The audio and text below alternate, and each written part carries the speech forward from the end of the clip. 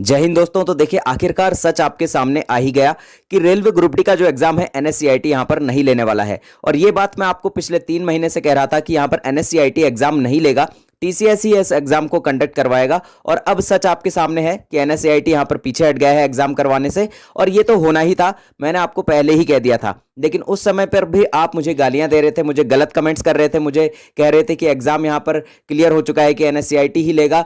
तो यहां पर आप किस तरह की बातें कर रहे हैं। मैं तब भी आपसे यही कह रहा था कि एनएससीआईटी यहां पर किसी भी हाल में इस एग्जाम को नहीं ले सकता है।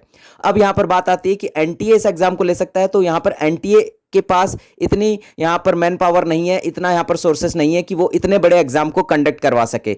तो यहां पर अब बचता कौन है? यहां पर सिर्फ टीसीएस ही एक ऐसा यहां पर कंडक्टिंग एजेंसी है जो कि इस एग्जाम को अच्छे से कंडक्ट करवा सकती है।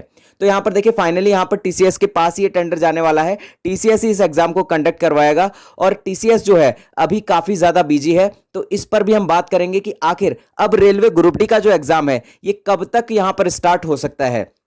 सारी चीजों पर मैं आपको लेके चलूंगा पॉइंट टू पॉइंट, और मैं बताऊंगा कि ये एग्जाम जो है ये डिले क्यों किया जा रहा है, इतना आगे इसे क्यों लटकाया जा रहा है। देखिए आपको पता है कि 2024 में यहां पर लोकसभा चुनाव होने हैं। तो यहां पर जो लोकसभा चुनाव होने हैं उससे पहले इस वैकेंसी को पूरा नहीं करवाया जाएगा, क्योंकि देखिए इससे दो चीजें यहां पर आती हैं। एक तो यहां पर देखिए आपका जो जितने भी यहां पर रिक्रूट किए जाएंगे कैंडिडेट, उनका यहां पर सैलरी बचेगा। दूसरा यहां पर जो सबसे बड़ा रीजन होगा, यहां पर जो भी यहां पर पार्टी है उनके पास, या हम कहें कि सरकार के पास यहां पर एक मुद्दा रहेगा कि अगर हम यहां पर सभी कैंडिडेट को यहां ज्वाइनिंग अगर दे देंगे, तो यहां देखिए जो कैंडिडेट हैं वो पूरी तरह से निराश हैं। उन्हें पता है कि 2019 में ये फॉर्म निकले थे और अब ये 2022 का आधा, यानी कि हम कह सकते हैं कि 2022 भी यहां पर आधा जा चुका है, और 2022 में भी ये वैकेंसी जो है कंप्लीट नहीं होने वाली है। और अगर यहां पर बहुत ही जल्दबाजी में अगर इस वैकेंसी को पूरा करा भी लिया जाता है 2022 के अंदर या 2023 के लास्ट तक, तो यहां पर 2024 में जो छात्र हैं वो बहुत ज्यादा निराश हैं, तो यहां पर सरकार को वोट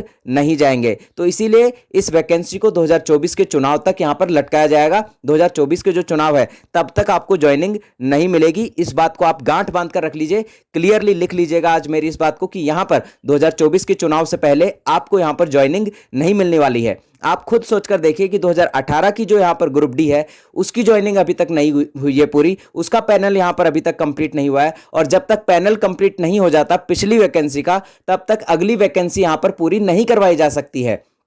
इतनी सी चीज आप लोग समझिए कि पिछली जो 2018 की ग्रुप डी है उसका पैनल अभी तक पूरा नहीं हुआ है। तो यहां पर आप कैसे मान सकते हैं कि 2019 की जो वैकेंसी है यहां पर 2022 या 2023 के अंदर पूरी हो जाएगी? 2022 के अंदर तो यहां पर इसका एग्जाम ही हो जाए वही बहुत बड़ी बात है, क्योंकि अब जिस तरह से यहां पर ईसीए का जो यहां पर पूरा खेल चल रहा है उसमें यहां पर 2022 के अंदर भी एग्जाम होता हुआ नजर नहीं आ रहा है। अब यहां पर एग्जाम की बात करें कि अब यहां पर रेलवे ग्रुप डी का जो एग्जाम है ये कब तक कंडक्ट करवाया जा सकता है, तो देखिए इस बात को भी ध्यान से सुनिएगा कि ये जो एग्जाम है ये निर्भर करेगा कि टीसीएस किस टाइम पर यहां पर फ्री होता है, क्योंकि टीसीएस ही एक ऐसी एजेंसी है जो इस एग्जाम को बहुत ही अच्छे तरीके से कंडक्ट करवाई जा सकती है। अब यहां पर आपके लिए एक प्लस पॉइंट भी रहा है कि एनएससीआईटी यहां पर हट गया है, तो यहां पर देखिए एनएससीआईटी के अंदर थोड़ा धांधली तो होती ही है। तो यहां पर अगर टीसीएस यहां पर एग्जाम करवाएगा तो काफी फेयर तरीके से ये एग्जाम आपका कंडक्ट करवाया जाएगा। तो यहां थोड़ा सा टाइम लगेगा। यहां पर जुलाई में ये एग्जाम अब कंडक्ट हो पाना बहुत मुश्किल है, क्योंकि यहां पर बिडिंग प्रोसेस चलेगा। उसके बाद यहां पर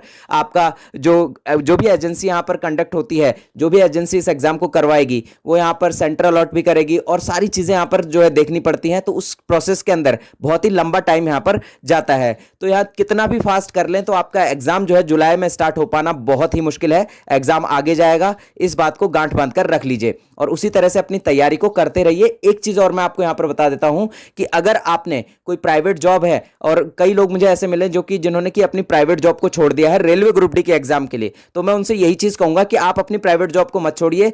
3 से 4 घंटे डेली आप निकाल लीजिए इसको पढ़ने के लिए, इतने में आप एग्जाम को निकाल देंगे, क्योंकि एग्जाम बहुत आगे जाएगा। और अगर आप अपनी प्राइवेट जॉब छोड़ देंगे तो आप उस जॉब से भी चले जाएंगे, और यहां पर यह वैकेंसी बहुत लंबी जाने वाली है। आपके हाथ में कुछ नहीं आएगा, क्योंकि किसी भी स्टेज पर आपके साथ कुछ भी हो सकता है। ठीक है, तो इसीलिए आपको क्या करना है, आपको अपनी जॉब नहीं छोड़नी है। और अगर हो सके आप अगर सिर्फ तैयारी कर रहे हैं तो आप किसी और एग्जाम की तैयारी पर फोकस करें, क्योंकि यह एग्जाम बहुत डिले होगा, यह बात आप मानकर चलें।